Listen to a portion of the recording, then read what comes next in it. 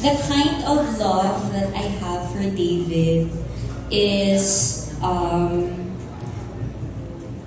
ano siya, hindi agad-agad.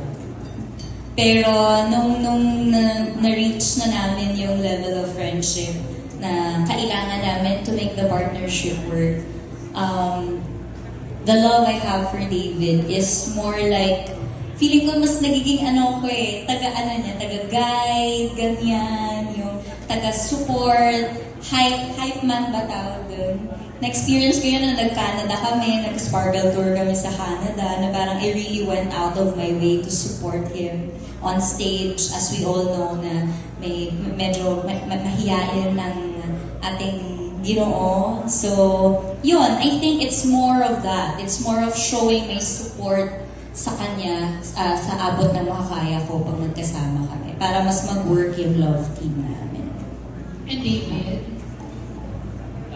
For me naman, na just reciprocate dun sa support na binibigay niya sa akin. Hindi naman niya kailangan talagang supportahan ako, but she still does. So I super appreciate that. And, ayun, tsaka, think about it. Like, sabihin natin 20 years from now, like, my name is actually attached to Barbie's name. If you search Barbie Fortes, lalabas David Icao sa Google-related search. It's really... Research mo ba ako? Secret. Secret din ako. Hindi, pero oo, di ba? So, yeah, because I truly value Barbie as a friend and as a co-worker and yeah. Pero balikan ko lang, kasi nga, syempre, when there is support, kahit pa paano there is love, di ba? So, hindi ba kayo napo-confuse dun sa kind of support and care you have for each other? Hindi kayo napo-confuse na di ba? Kasi may mga, like si Kelvin Miranda, last friend People name drop. Kasi pag mga love team, di ba? May times na napo-confuse dun sa feelings. Kayo ba hindi kayo na umaabot sa ganung point na napo-confuse?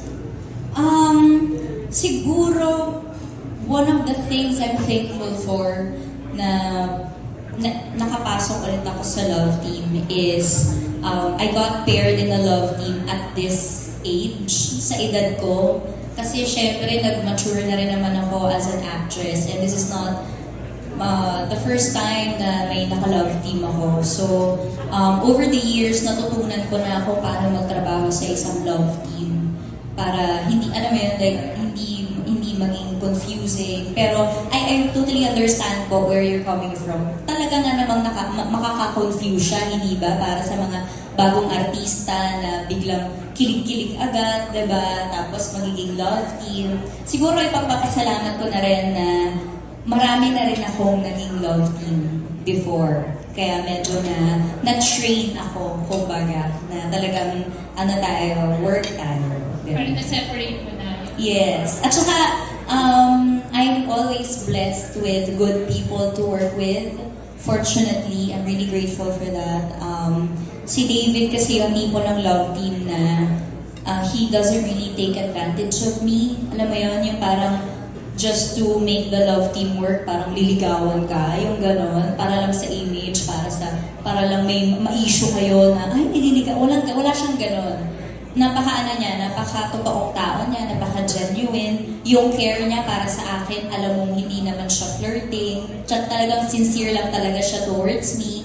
At saka yung friendship naming dalawa, wala naman talagang mali siya. Kaya mas masarap ng trabaho. Mas komportable kami sa isa't isa kasi may ganun din kaming assurance na hindi namin pababayaan ng isa't isa. And we won't get like confused along the way.